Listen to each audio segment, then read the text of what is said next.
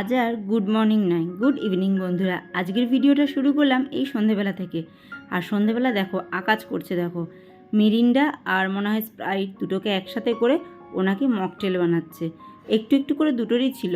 আর এই হুজুগটা তোলার দায় হচ্ছে ওর বাবার। দুজনে মিলে বুদ্ধি করে এই জিনিসটা তৈরি করেছে, বলে এইভাবে আমরা নিজেরা মকটেল বানিয়ে খাবো, দেখবো কেমন লাগে খেতে। বোঝো এই সমস্ত আকাজের কোনো মানে আছে? বাবা আর মেয়েতে মিলে এই সমস্ত আকাজগুলো করছে। দুষ্টু বুদ্ধি বেশ ভালোই আছে আমার মেয়ের মাথায়। এমনি হাতে পায়ে দুষ্টুমি করে না, কিন্তু খুনসুটি দুষ্টু বুদ্ধি কিন্তু বেশ ভালোই আছে, দেখতে পাচ্ছ? তাহলে এই দুষ্টুমির পার্টনারটাকে বাবা আর মেয়ে। আর তার মধ্যে আমাকেও তো এরা সামিল অবশ্যই করবে। আমাকে বলছে খেয়ে দেখো। আমি তো খেতে নারাজ যে না এরকমভাবে মিলিয়ে খাবো না, কিন্তু বাবা মেয়ের তোড়জোড়ে খেতেই হলো। ওরা যখন খেয়েছে আমাকে তো খেতে হবে। তবে খেয়ে কিন্তু বেশ ভালোই লাগছিল। তাই মেয়ে বলছে খেয়ে তো যাচ্ছ, ভালো লাগছে বলেই খাচ্ছ। সত্যি বলতে এইরকমভাবে একসাথে মিলে খাওয়াটা উচিত কি অনুচিত জানি না, তবে টেস্টটা কিন্তু বেশ অন্যরকমই একটা লাগছিল, যেটা খেতে কিন্তু ভালোই লাগছিল।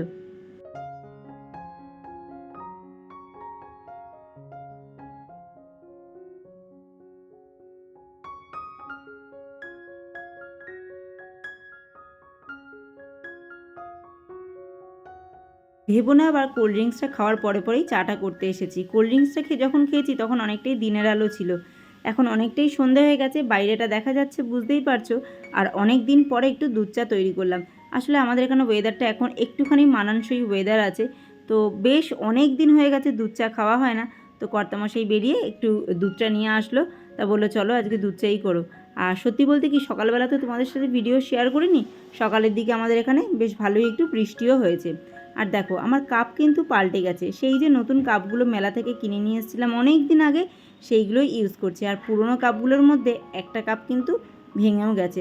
আর দেখো কাচের জিনিসে গরম জিনিস ঢালার আগে স্টিলের চামচ রেখে দিলে গরমের জন্য কাচ যে ফেটে যাওয়ার যে ব্যাপারটা থাকে সেটা কিন্তু অনেকাংশে কমে যায়, ফাটেই না বলতে গেলে।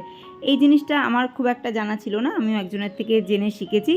তো এটা কিন্তু ঠিক কাচের জিনিসের মধ্যে যদি স্টিলের চামচ রেখে দেওয়া যায়, তারপরে যদি গরম জল হোক, দুধ হোক, চা হোক, যাই হোক ঢালা যায়, তাহলে কাচের জিনিসটা সহসা ফাটে না। আর কি হয় বলো তো, মেলা টেলা থেকে জিনিসপত্র কিনলে খুব তো ভালো কোয়ালিটির হয় না, একটু হালকা পলকা কোয়ালিটিরই হয়। তো সেই জন্যই আর কি এইভাবে আর কি ইউজ করলে সাবধানতা বজায় থাকে যে জিনিসটা নষ্ট হয়ে যায় কিনা, সেই জন্য। এখন অনেকটাই সন্ধ্যা হয়েছে, প্রায় 7:30 পৌনে 8টা মতো বাজে। একটু বাজারে বেরিয়েছিলাম দরকারে। তো কর্তামশাই বললো চলো আমার একটা জায়গায় পেমেন্ট তোলার আছে, তো তোমরাও চলো, তোমরা নয় 2-5 মিনিট দাঁড়িয়ে যাবে, তারপরে বাজারে যাব। আর কর্তামশাই যেখানে গেছে সেখানেই আবার বিশাল বড় একটা মেলা হচ্ছে। তো আমরা বললাম ঠিক আছে চলো আমরাও তাহলে একটু মেলাটা ঘুরে আসবো। আর দেখো এই রাস্তায় না একটা খুব সুন্দর রাধা গোবিন্দের মন্দির পড়ে, দিনের বেলা কোনো সময় আসলে দেখাবো। আর খানিকটা বুঝতেও পারছো বিশাল বড় একটা গোপুসোনা কিন্তু এখানে রাখা রয়েছে। মন্দিরের বাইরে থেকেই আমি তোমাদেরকে একটু দেখালাম, খুব একটা ঘুরিয়ে দেখাতে পারলাম না, কোনো দিনও সকালের দিকে আসলে দেখাবো। আর এই দেখো এই জায়গায় হচ্ছে একটা বৈশাখী মেলা। জায়গাটা বেলঘরিয়ার মধ্যেই পড়ছে। তো এখানে প্রতি বছরই বৈশাখ মাসে প্রায় 1 মাস যাবত একটা বৈশাখী মেলা হয়। আর মেলাটা অনেকটা বড় এরিয়া নিয়ে বসে, আর অনেক কিছু নিয়ে মেলাটা বসে, আর খুব সুন্দর হয় মেলাটা।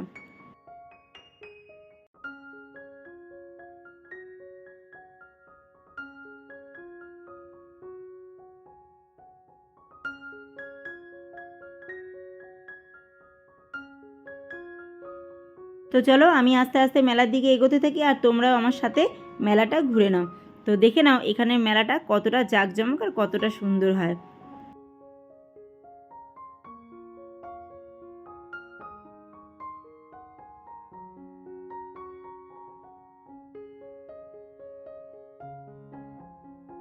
মেলায় ঢুকতেই প্রথমেই চোখে পড়বে খাজা গজা জিলিপির দোকানগুলো, কারণ ওগুলোই হচ্ছে মেলার প্রধান আকর্ষণ। তবে এবার কিন্তু মেলা আমাকে এই জিনিসটা ভীষণভাবে আকৃষ্ট করেছে।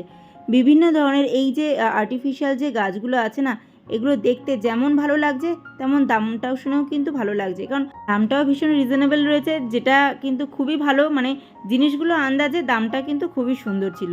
তো আমার খুব ভালো লেগেছে ওই গাছগুলো। তারপরে মেলা আস্তে আস্তে হেঁটে হেঁটে ঘোরাঘুরি শুরু করলাম। আরেকটা জিনিস দেখে ভালো লাগলো, অনেক দিন পর এই ছোট ছোট শোপিসগুলো একটুখানি দেখতে পেলাম। এই ছোট ছোট শোপিসগুলো মোটামুটি মেলা থেকে এখন উঠেই গেছে। আমাদের এদিকে যেই সমস্ত মেলা আসে খুব একটা দেখা যায় না এই ছোট ছোট গোপাল, গণেশ, তারপর আরও বিভিন্ন রকম পশু পাখি, সমস্ত যে মাটির যে শোপিসগুলো সেগুলো। তো যাই হোক মেলা তো আস্তে আস্তে ঘুরতে লাগলাম। আর এই জায়গাটা তো মেয়েদের সবথেকে বেশি আকর্ষণ করে কানের দুলের জায়গা। দেখতে তো ভালোই লাগে, মনে হয় এটা নিই ওটা নিই সেটা নিই, কিন্তু আবার যখন মনে হয় দূর নিয়ে কি করব, আমি তো সেরকমভাবে পরি না। তোমরা খেয়াল করে থাকবে খুব একটা কানের টানের আমাকে পরতে তোমরা দেখবে না, পরি খুব কমই পরি। তো সেই জন্য আবার কিনতেও ইচ্ছে করে না। ওই কোনো এক সময় শখে কিনলাম, সেটা দিয়ে হয়তো চলে গেল। ওই প্রতিটা ড্রেসের সাথে সাথে আলাদা আলাদা করে ম্যাচিং করে করে কানের দুল, গলার হার, আমার ওই সমস্ত লাগে না।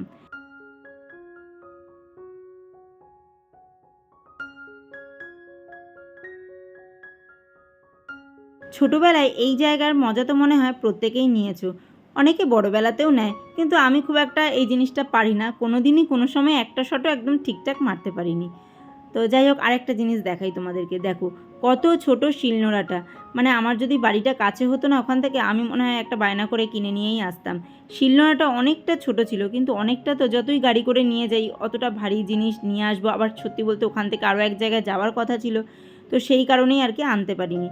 তারপরে এই হচ্ছে পাঁপড়ের দোকান, আচারের দোকান, টক মিষ্টি ঝাল সব রকম আচার রয়েছে, ছোট বড় সব রকম বড়ি রয়েছে, সমস্ত কিছু মিলিয়ে জানি একদম মেলা পরিপূর্ণ। আরও একটা জিনিস দেখে ভালো লাগলো, দেখো জুম করছি তোমরা কতটুকু বুঝতে পারছো কি না জানি না, এই যে pink colour, black colour, blue colour, এই যে সানগ্লাসগুলো দেখছো এগুলো না কেমন একটা উল্টো পাল্টা শেপ, কোনোটা পাতার মতো, কোনোটা সরু, কোনোটা একটা লাভ চিহ্নের শেপে। আমি সত্যি বলতে এরকম সানগ্লাস এই প্রথম দেখলাম, যেটা দেখে আমার ভীষণ হাসি পাচ্ছিল। আর এই ব্যাপারটা তো এখন একটু বড় সড়ো মেলার একটা কমন ব্যাপার, এই ম্যাকাওগুলোর সাথে সেলফি তোলা। সব কিছু মিলিয়ে কিন্তু মেলা কিন্তু একদম পরিপূর্ণ ছিল, কোনো কিছুরই কমতি ছিল না। দেখো এখানে আবার ছোটো ছোটো ছেলে মেয়েদের সাংস্কৃতিক অনুষ্ঠানটা হচ্ছে, যেটা দেখতে কিন্তু বেশ ভালো লাগছে। সবাই ওরা গান করছে, আর নিচে কত মানুষ বসে রয়েছে এই গরমের বিকেলে। এত সুন্দর একটা খোলামেলা পরিবেশে এত সুন্দর একটা অনুষ্ঠান হচ্ছে, সাথে মেলার পরিবেশ রয়েছে। সত্যি জায়গাটা খুব সুন্দর, প্রতিবার হয় আর আমি প্রতিবারই যাই, কারণ আমার এই মেলাটা ভীষণ ভালো লাগে।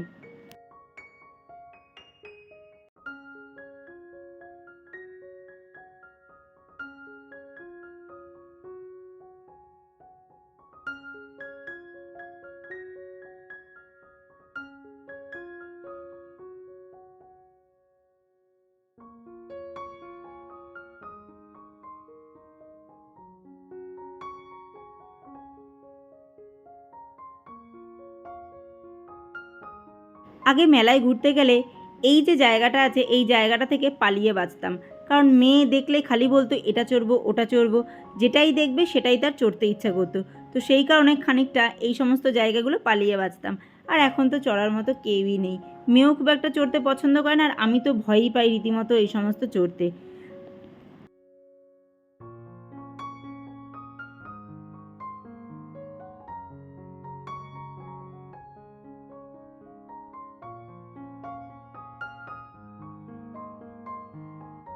মেলায় গেছি আর একটু কিছু খাওয়া দাওয়া করবো না সেটা তো হতে পারে না, তো সেই জন্যই এখানে দাঁড়িয়ে গেলাম পটেটো স্প্রিং রোল খেতে। এটা কোনো দিনই আমরা ট্রাই করিনি, আজকেই ফার্স্ট টাইম ট্রাই করেছি, তবে খেতে কিন্তু আমাদের বেশ ভালো লেগেছে। তো যাই হোক, চলো মেলার পর্ব তো এই পর্যন্তই। কর্তামশাইকে বললাম একটু তোমাদের সাথে একটু হাই হ্যালো করে নিতে। তো চলো এবার বাড়ি ফিরলাম, বাড়ি ফিরে শুরু হলো আরেক পর্ব। যতক্ষণ আমি রান্নাটা চাপিয়েছি অলরেডি তখন 10টার ওপরে বেজে গেছে। যেহেতু কথা দিয়েছিলাম আজকে একটু চানা মশলার লুচি করব, তো সেই কথা তো আমাকে রাখতেই হবে। আর সত্যি বলতে আমার সমস্ত কিছু রেডি করাই ছিল চানার জন্য, জাস্ট মশলাটা কষিয়ে চানাটাকে দিতে হবে। তো বাড়ি ফিরে তাড়াহুড়ো করে এই চানা মশলাটা বসিয়ে দিলাম, সমস্ত বেসিক মশলা দিয়ে, পেঁয়াজ রসুন আদা বাটা, তার সাথে চানা মশলা তো রয়েছেই, সমস্ত কিছু দিয়ে একটু ভালো করে কষিয়ে সিদ্ধ করা চানাটা এর মধ্যে দিয়ে দেবো, ব্যাস হয়ে যাবে আমার চানা মশলা। আর খানিকটা চানা কিন্তু আমি মশলাটা কষানোর আগে দিয়ে না একটু ভালো করে ঘেটে নিয়েছিলাম, তাহলে না একটু গ্রেভিটা একটু থকথকে হয়, যেটা কিন্তু ভালো লাগে আর কি।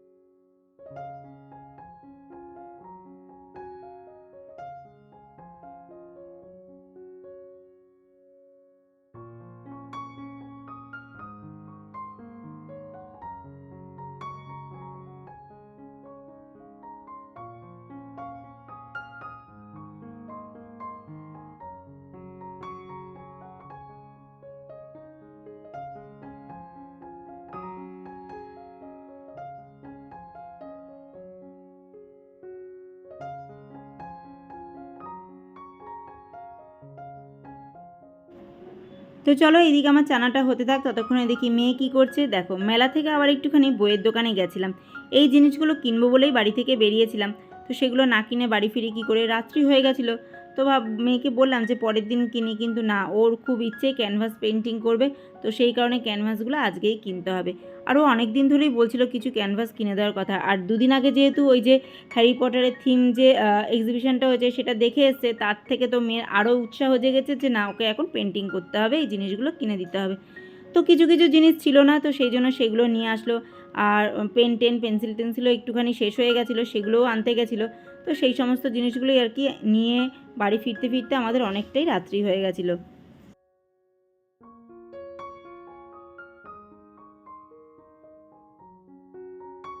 এই যে এই বইটা কিন্তু মেলা থেকে কিনে নিয়ে এসেছে।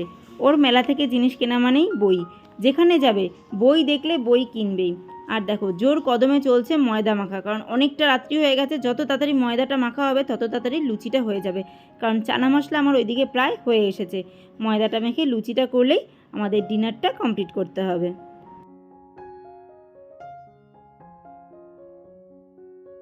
তো দেখো এই ঘরে বসে পড়েছি, কারণ এই ঘরে এসিটা চালানো হয়েছে আর এসিতে একটু শান্তিভাবে খাওয়া যাবে।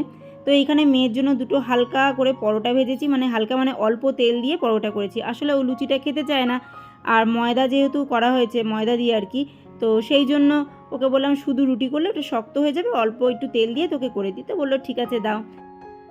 তো ওর জন্যই দুটো পরোটা করেছিলাম, আর আমাদের দুজনের জন্য লুচিই ছিল। তাও মেয়েকে বললাম একটা লুচি অন্তত খা, কেমন একটা লাগে না যে আমরা লুচি খাচ্ছি ও খাচ্ছে না, যদিও বা অন্যটা খাচ্ছে তবুও আর কি, ওই বলে না মায়ের মন। তো ওকে আমি জোর করলাম যে একটা অন্তত লুচি খা, ভালো লাগবে। তো বললো যে ঠিক আছে একটাই লুচি দাও, আমি একটা খাচ্ছি আর পরোটাটাই খেয়ে নিচ্ছি। তো চলো বন্ধুরা, আজকের পর্ব তাহলে আমাকে এই পর্যন্তই রাখতে হচ্ছে। আর তোমরা দেখতে থাকো আর কি বলবো, আর তোমাদের কেমন লাগছে অবশ্যই একটা কমেন্ট করে জানিও। তো চলো আজকের মতো এতটুকুই, আবার দেখা হবে নতুন এক পর্ব নিয়ে। তোমরা সবাই ভালো থেকো, সুস্থ থেকো, সাবধানে থেকো।